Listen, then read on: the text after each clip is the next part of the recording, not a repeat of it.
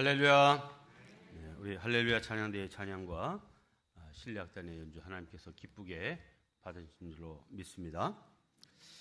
오늘부터 각 찬양대에서 섬길 분들을 모집하고 있는데 세례 받으신 분 이상이면 찬양대원이 될 수 있습니다.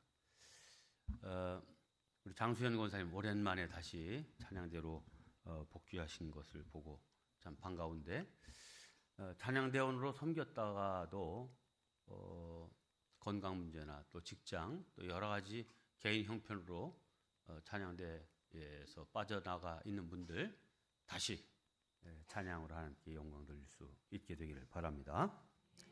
오늘 대림절 네 번째 주일을 맞이했습니다. 주님께서 주시는 평화와 기쁨이 여러분 심령과 가정 위에 충만히 임하시기를 주님의 이름으로 축복합니다. 오늘 말씀의 제목을 함께 하겠습니다. 평화의 왕이 오신다.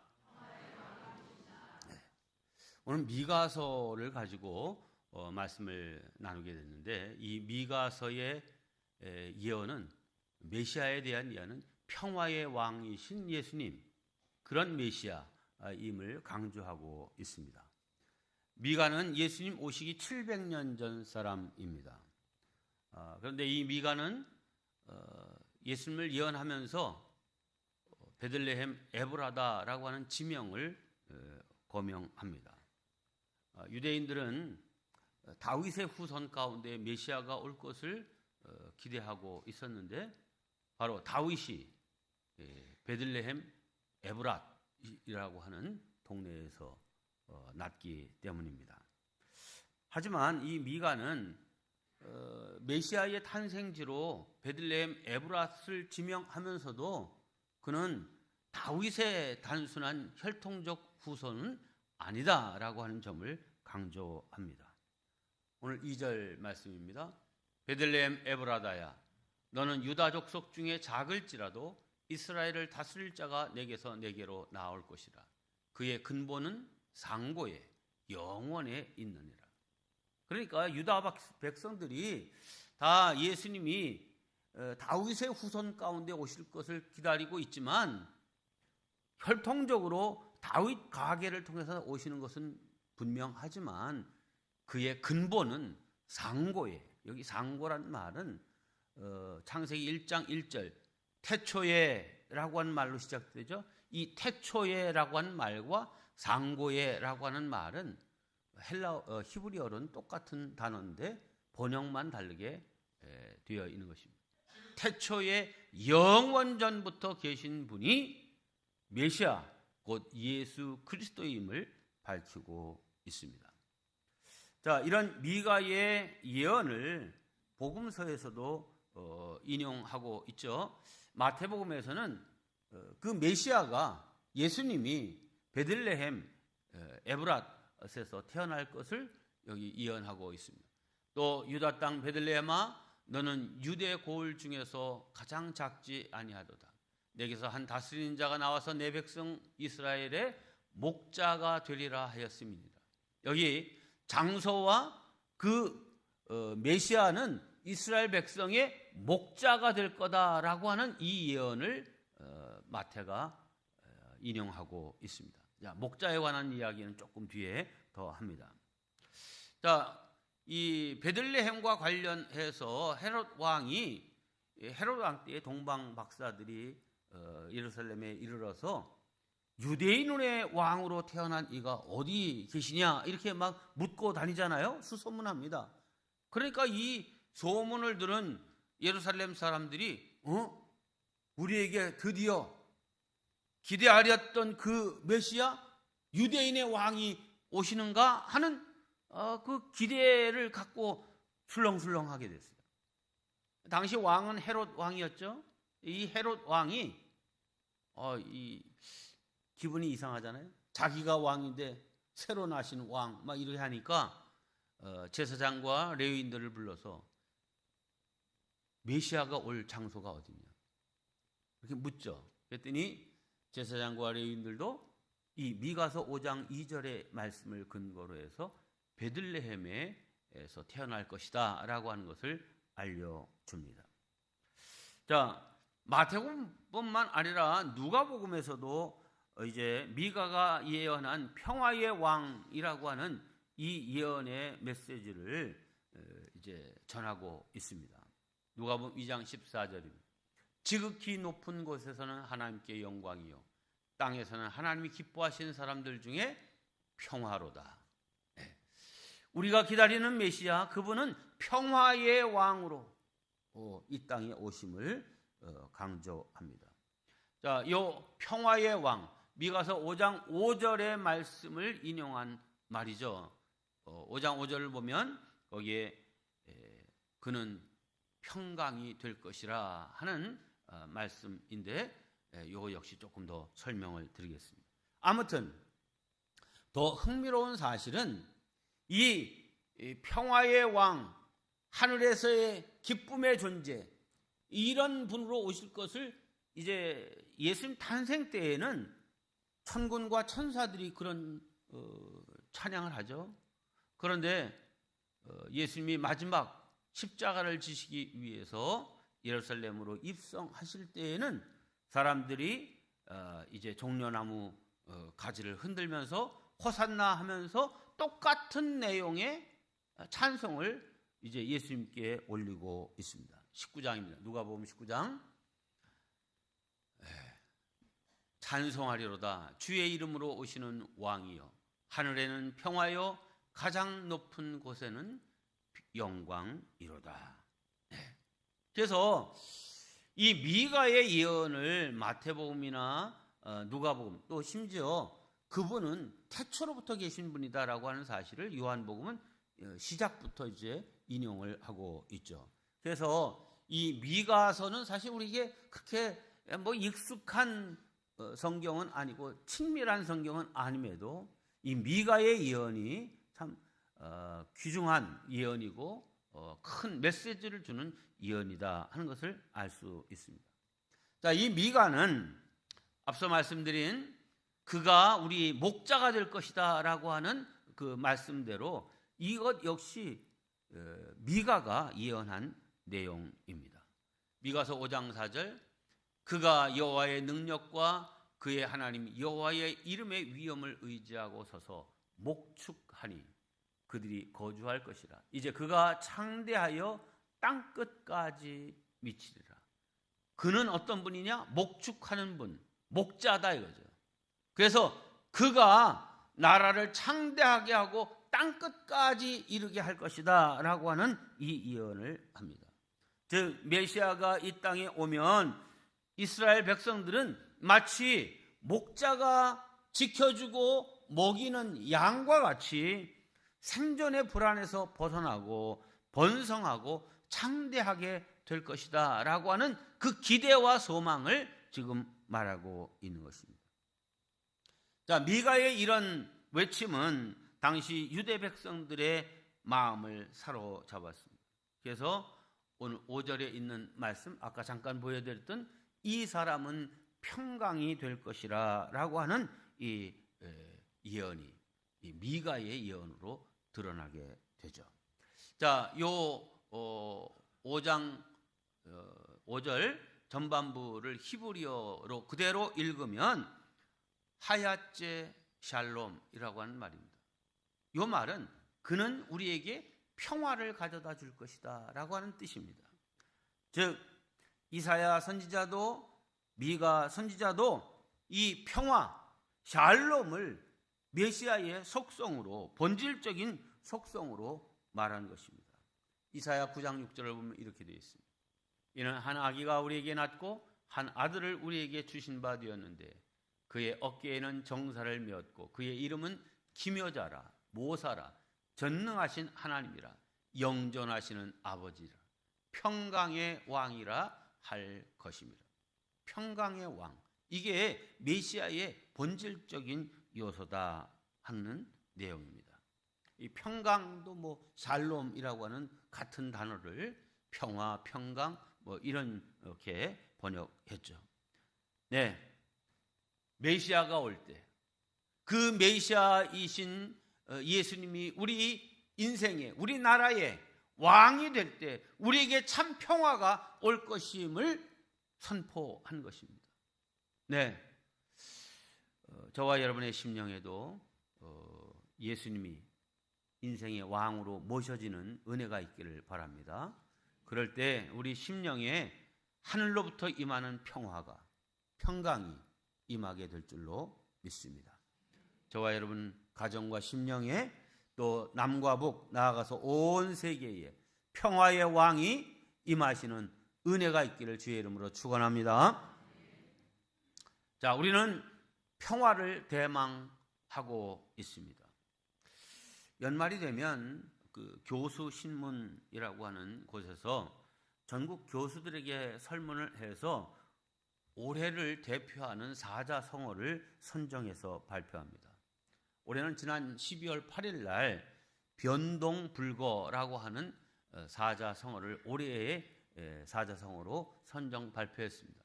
이 뜻은 세상이 잠시도 멈추지 않고 끊임없이 흘러가면서 변한다는 그런 뜻입니다.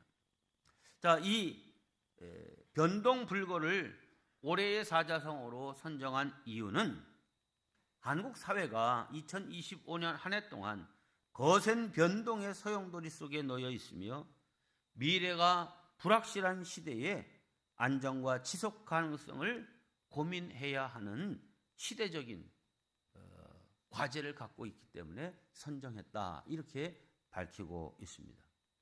자, 2025년 한 해를 돌이켜보면 대통령 탄핵과 조기 대선, 정권 교체, 여야의 극한 대립, 법정 공방, 고위 인사들의 위선과 배신을 우리는 목도했습니다. 대외적으로는 미중 신냉전과 세계 경제의 혼미, AI 혁신에 대한 기대와 불안이 교차하고 있는 이 시대를 우리가 살아가고 있습니다. 말하자면 우리 한국 사회는 정치와 산업의 패러다임 변화에 직면하고 있다는 것입니다.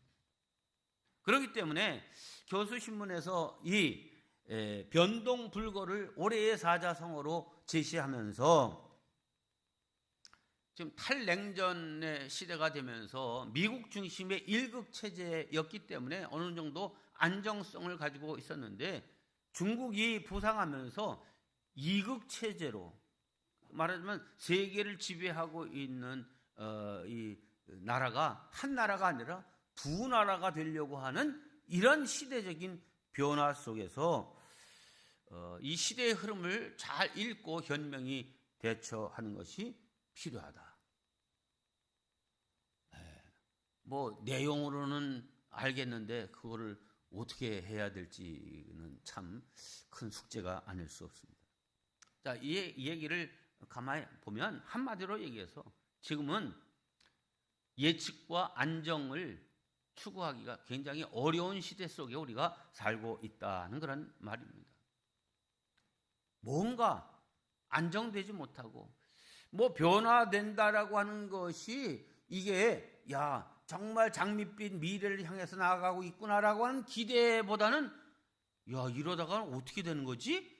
라고 하는 불안과 걱정이 우리의 마음을 이렇게 압도하는 그런 시대 속에 살고 있습니다.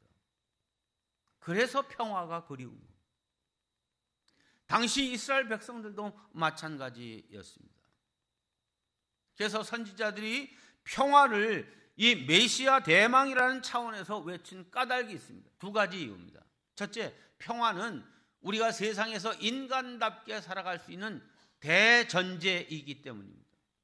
평화가 담보되지 않는 그 모든 것은 다 사실은 뭐 언제 어떻게 날아갈지 없어질지 모르는 거죠.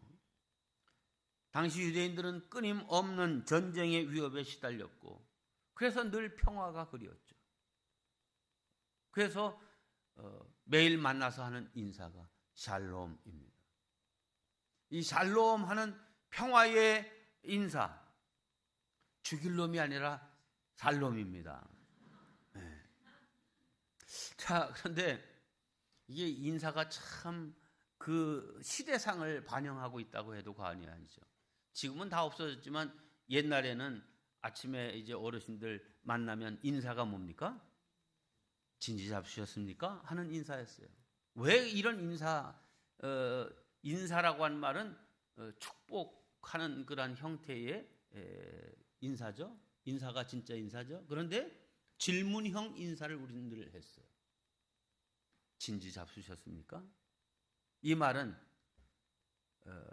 먹고 살기가 굉장히 어려워서 밥 한 끼 먹기가 쉽지 않은 시대니까 식사는 하셨나요? 라고 하는 질문이잖아요. 풍족하다는 거예요? 어렵다는 거예요? 평화하십니까? 라고 하는 것은 뭐예요? 평화롭다는 거예요? 평화롭지 않다는 거예요? 평화롭지 않은 거예요. 자, 우리가 예측 가능한 시대, 안정된 시대, 또 어떤 강력한 도덕적인 혹은 영적인 그런 힘에 의해서 모든 사람들이 그 마음을 같이 하는 그런 시대가 열려지기 전에는 언제나 거기에는 불안과 걱정, 염려가 있게 되어 있습니다. 자, 돈을 많이 벌었어요. 그런데 주변에서 일어나는 일들은 전부 도둑질, 강도, 살인, 사기, 인신매매, 성폭력, 스캠, 사기, 보이스피싱, 이런 소리만 자꾸 들리면 돈을 많이 벌긴 벌었는데 이거 어느 사이에 이게 그 털린 정보에 의해서 다 없어질지 모른다라는 불안이 있어요, 있죠. 참 이게 그러니까 돈이 많다고 해서 평화로우냐? 그렇지 않아요. 제가 가만히 이렇게 목회를 하면서 보니까 부모가 자식들에게 물려줄 것이 아무것도 없는 집들은 형제간에 다 화목해. 그리고 그 장례식에도 형제자매가 다 와 있어.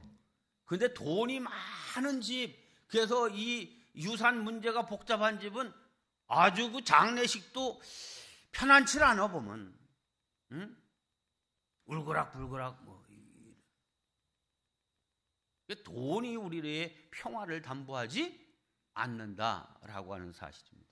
그러니까 그런데 문제는 그래도 목사님 뭐니 해도 돈이 최고죠. 이렇게 돈을 왕으로 모시고 있는 사람은 평화로울 것 같지만 평화롭지 않아요. 평화의 왕이신 예수님을 우리 인생의 왕으로 모신 그런 사람, 그런 가정이라야 행복하고 평화롭습니다. 그래서 잠언 17장에 이렇게 말합니다. 마른 떡 한 조각만 있고도 화목하는 것이 제육이 집에 가득하고도 다투는 것보다 나으니라. 이게 밑에는 부잣집이고 위에는 가난한 집이에요. 그런데 저 마른 떡 한 조각만 갖고도 화목한 집이 있는가 하면 제육이 가득하고 그런데도 늘 다투는 그런 집이 있습니다. 여러분, 이런 모습을 볼 때 정말 이 땅에 우리의 심령에 우리의 가정에 평화의 왕이신 예수님이 오시기를 간절히 대망하는 그 이유를 참 공감하게 되는 것입니다. 두 번째, 그래 평화가 있어야 되는 것은 분명한데 우리의 힘만으로는 평화를 구현할 수 없기 때문에 위로부터 임하시는 메시아가 우리 삶 속에 오셔야만 되겠다라고 하는 대망입니다. 여러분 미국이 힘이 있다고 해서 세상을 평화롭게 이렇게 해줄 거라는 기대가 있나요? 중국이 대신할 수 있을까요? 트럼프 대통령 취임해서 불과 몇 개월 만에 세계의 8개 전쟁을 딱 멈췄다. 나 아니면 할 수 없었다. 이렇게 막 자랑하고 그러지만요. 그게 본질적인 평화를 가져온 게 아니죠. 태국과 캄보디아가 싸우니까 가서 태국한테도 그렇고 캄보디아한테도 그렇고 니들 계속 싸우면은 내가 관세 300%씩 때릴 거야. 얼른 합의해. 여기 도장 찍어. 이들이 갈등하고 있는 본질적인 문제가 무엇인지에 대해서는 아무 조치가 없이 너 여기서 악수하지 않으면 나한테 더 세게 맞아. 이런 무력으로 인한 평화? 이건 오래 갈 수가 없잖아요. 다시 싸우잖아요. 그죠? 근데 태국이 아주 잘하는 것 같아요. 그냥 우리나라 그 보이스피싱 때문에 복잡한데 그냥 그 본거지들을 그냥 막 그냥 폭격해가지고 무너뜨리는데 이번 기회에 아주 다 무너뜨렸으면 좋겠어요. 목사님이 그런 마음 가지시면 되겠습니까? 아무튼 오늘 본문에 이 사람은 평강이 될 것이다 라고 하는 이 5절의 말씀은 평강이 인격화된 아주 강력한 표현입니다. 이 사람은 평강이 될 것이다. 메시아는 평강이 될 것이다. 이 말은 그는 그들에게 평화를 가져다 줄 것이다. 모두 그가 이룩한 평화를 누리며 살리라 라고 하는 그런 뜻으로 이제 새로운 번역 성경들은 그렇게 번역을 하고 있습니다. 한마디로 예수님은 평화의 조성자, 평화를 진짜 만드시는 분이라고 하는 그런 뜻입니다. 여러분, 주님이 인생의 왕인 사람이 되어야 진정한 평화를 누릴 수 있게 되어 있습니다. 사회의 정의와 안정도 마찬가지입니다. 여러분, 평화의 왕이신 예수님이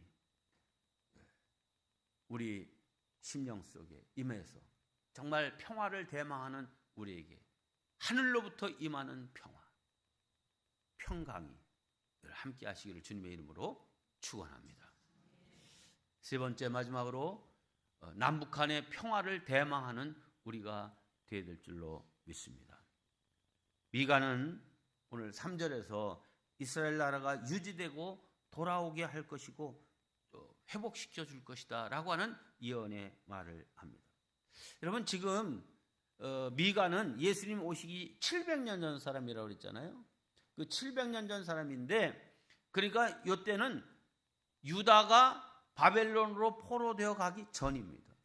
그런데 이 미가는 어떻게 선언을 하냐 하면, 이제 이 이스라엘 너희들이 우상을 섬기고 하나님으로부터 멀어져 있기 때문에 바벨론에게 포로되어 갈 것이다 라고 하는 사실을 예고하고 있습니다. 아니, 예고라기보다는 그렇게 선고하셨음을 얘기합니다. 자, 그런데 미가는 이렇게 무서운 말만 하고 그친 것이 아니라 너희들이 포로 생활을 하다가 거기서 그냥 없어지는 그런 존재가 아니라 다시 거기서 존속하게 될 것이고 다시 회복되어 이 땅으로 돌아오게 될 것이다 라고 하는 사실을 이제 예언했습니다. 저는 이 말씀을 보면서 우리 대한민국의 상황에 빗대어서 읽어보니까 그래, 우리나라도 이렇게 남북이 분단된 채로 뭐 통일의 조짐은 보이질 않고 뭐 기대할 수 있는 바가 별로 없어 보이는 이러한 상황이지만 하나님이 역사하시면 이제 이 땅이 이렇게 분단된 채로 그냥 있는 것이 아니라 어떤 기회와 단초를 만들어서라도 다시 하나 되게 하고 평화하게 하는 하나님의 역사가 있을 것이라고 하는 기대를 가지고 이걸 위해서 더욱 기도해야 되겠다라고 하는 마음을 갖게 됩니다. 우리가 이제 기도와 물질을 더해서 평화통일 기도의 집을 이제 준공식까지 다 했죠.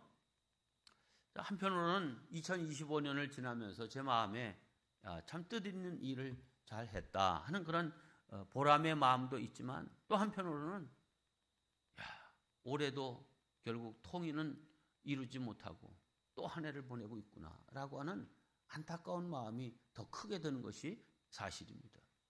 저 개인적으로는 이스라엘이 70년 만에 바벨론에서 해방되어 이제 고국으로 돌아왔죠. 그래서 분단 70년이 될 때에 다니엘이 늘 그걸 위해서 기도했던 것처럼 기도하면서 우리 대한민국도 분단 70년 그때쯤에는 평화적인 통일이 이루어지기를 열망하는 그런 마음이 있었고 그걸 위해서 늘 기도했어요. 그런데 그냥 속절없이 70년이 지났고 지금 몇 년이에요? 77년이 지났어요. 이제 3년만 있으면 48년도에 공식적으로 북한과 남한이 이제 각각 정부를 수립하면서 분단이 됐으니까. 그러면 이제 지금 25년이니까 2년 반만 있으면 그야말로 분단 80년이 된 거죠. 제가 한 80년대까지는 좀 평화 통일이 이루어지게 해 주십시오라고 하는 기도가 감히 입에서 나오질 않아. 왜? 너무 희망이 보이질 않으니까. 그래서 기도를 조금 이렇게, 하나님 그래도 1세기 100년이 지나기 전에 이 민족이 반드시 평화적인 통일을 이루게 해달라고 기도하고 있습니다. 근데 제가 58년생이니까 90살만 넘기면 통일이 되는 걸 보는 거야. 48년에 분단됐다가 58년생이니까 10년. 근데 우리 원로 목사님도 그렇고 다 90살 넘게 사셨거든요. 통일을 볼 수 있을 것 같아요. 자, 그러면 우리 금강산으로 가든지 저 백두산으로 가든지 개마고원이 기가 막힌 휴양지가 될 겁니다. 거기 여름에도 해발 1800m 정도 되니까 어마무시하게 넓은 땅이고 거기에 리조트가 탁 세워지면 우리 여름 수련회 그쪽으로 우리 같이 가는 그런 꿈을 꿀 수 있기를 바랍니다. 지금 남북이 처한 상황에서 참 남한에서도 평화통일 의식이 점점 희박해지고 있고 북한은 아예 아주 딴 나라라고 우리가 아주 소통하려고 하지도 않는 이런 상황이지만, 그러나 하나님이 역사하시면 놀라운 정말 기적 같은 일이 일어나게 될 줄로 믿습니다. 오늘 본문 4절을 보세요. 4절에 이렇게 되세요. 이제 그가 창대하여 땅끝까지 미치리라. 그러니까 메시아의 역사, 예수님의 역사는 창대해서 땅끝까지 그 영향력을 미치신다, 이런 말씀이에요. 그럼 땅끝이 어디입니까? 땅끝은 지금 있는 자리에서 제일 먼 데가 땅끝이죠? 그런데 지구는 어때요? 동그래요. 그래서 계속 걸어가면 결국 어디로 돌아옵니까? 출발했던 제자리로 돌아옵니다. 그러니까 땅끝은 바로 요 앞이 땅끝이야. 시작점이기도 하지만 땅끝이야. 그러니까 평화통일 기도의 집에 딱 가서 땅끝까지 당신의 역사가 미치는 주여, 이 시작부터 이 땅끝까지 하나님 역사하셔서 평화의 기운이 이 땅에 임하게 해달라고 기도하면 반드시 하나님의 역사가 일어나게 될 줄로 믿습니다. 선교학에서 땅끝은요, 전도하기 제일 어려운 지역이라고 하면 거기가 거리상으로 멀거나 가까우나 상관없이 그 땅끝이에요. 그러면서 한 가지 더 얘기를 하는데, 가정도 땅끝이다, 이렇게 얘기합니다. 가정. 왜? 인가기도가 그렇게 힘든 거예요. 집안 식구 전도하기 쉬워요, 어려워요? 쉬워요? 어려워요. 그래서 땅끝이에요. 그러나 하나님의 역사는 땅끝까지 미치리라, 이렇게 말씀하고 계시니 하나님의 역사가 정말 우리 가정 심령에 저 돌같이 굳어있는 닫혀진 그런 마음도 열려지는 역사가 일어나도록 우리가 기대를 가지고 기도해야 될 줄로 믿습니다. 아유, 기도한다고 통일이 이루어지겠어? 기도한다고 뭐 돌 같은 그 마음이 풀어지고 예수 믿겠어? 우리는 할 수 없어요. 그러나 하나님의 역사는 이루실 줄로 믿습니다. 북한은요, 먹고 살지 못하는 그런 어려움 속에서도 기치를 뭐로 하고 있냐? 선군 정치예요. 선군 정치. 선군 정치란 말은 군대를 우선시하는 그런 정치를 한다 하는 그런 말이죠. 그래서 군대 무력으로 통일을 하고 무력으로 이제 나라를 다스린다 하는 선군 정치예요. 우리가 기도하기를 어떻게 기도해야 되냐? 하나님, 저 북한 땅에 선한 임금이 다스리는 선군, 선한 임금이 나타나서 그 나라를 다스리는 세상이 될 수 있도록 해 주십시오. 이렇게 기도해야 될 줄로 믿습니다. 그래야 어떤 뭐 평화 통일이 이루어질 수 있는 단초가 열리리라 생각합니다. 참 이 미가서가 대단한 것은요, 그런 예언을 이미 여기에 다 하고 있어요. 우리는 5장 읽었지만 미가서 4장을 보면 이렇게 아름다운 평화의 노래를 불러 주고 있습니다. 미가서 4장 3절로 4절, 우리 이 땅에 이런 평화가 임하기를 기다리는 마음으로 우리 한 목소리로 봉독하겠습니다. 시작. 그가 많은 민족들 사이의 일을 심판하시며 먼 곳 강한 이방 사람을 판결하시리니 무리가 그 칼을 쳐서 보습을 만들고 창을 쳐서 낫을 만들 것이며 이 나라와 저 나라가 다시는 칼을 들고 서로 치지 아니하며 다시는 전쟁을 연습하지 아니하고 각 사람이 자기 포도나무 아래와 무화과 나무 아래에 앉을 것이라. 그들을 두렵게 할 자가 없으리니 이는 만군의 여호와의 입이 이같이 말씀하셨느니라. 아멘. 얼마나 아름다운 평화의 노래입니까?